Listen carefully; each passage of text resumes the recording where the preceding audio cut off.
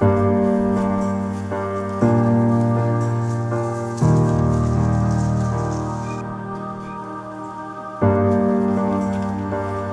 would like to thank my friend. She taught me not to judge people based on the past.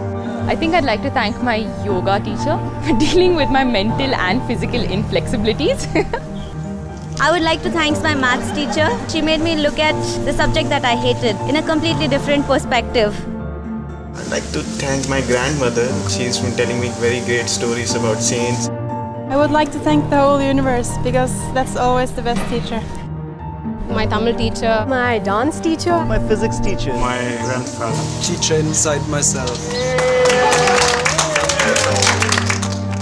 My teacher always and who's so persistent and so prominent in my life is my mother. The first teacher ever in my life was my mom. That would be my mother actually.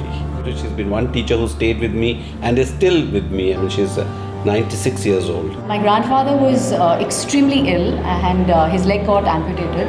So he became almost like a child. And my mother has taken care of him like a baby. He was her father-in-law.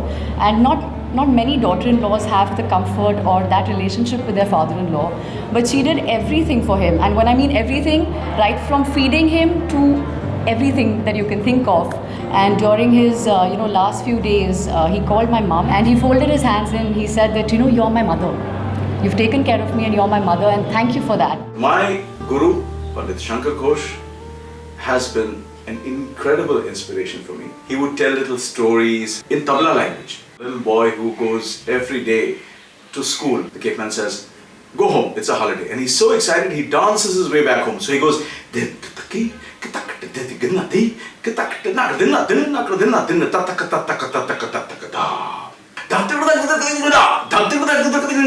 Mommy, it's a holiday. And then he runs out to play and mommy makes him study and he runs out again.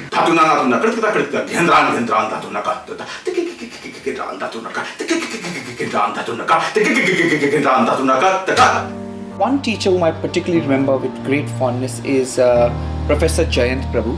What I loved about him is that he taught the subject with such passion and with such discipline that even if you didn't know anything about chemistry, you would fall in love with it. And to be able to do that requires a great mastery. And I learned that when you want to teach something and you want to be a great teacher, you should have great mastery of your subject. I think the life is so big and it's not possible you can say only one person had taught you everything. I think every day you learn something. A teacher can be either a source of information or a source of transformation. This is something I realized through a novice teacher when I was in high school. Every teacher was a game, a new one especially was for sure a big game.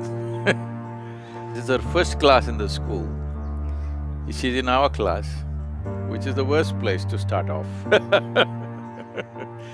So when she came and stood next to my bench, I was generous to open up my fountain pen and give out the entire quantity of ink that I had onto her white starched sari, which just soaked it up. And she didn't realize she walked around with that patch behind her and everybody was giggling. Later on, after the lunch hour, I was asked to come to the staff room. Staff room was not a rare place for me to go. I knew somebody has squealed about this. Then when I went there, she asked for my pen. I gave my pen. She took an ink bottle, filled up my pen, closed it and gave it to me. I said, "Thank you, ma'am," and came back. But this built such a strong bond with her that she became my favorite teacher. And I realized what the world throws at you is not your choice, but what you make out of it is entirely yours. I think it stayed with me.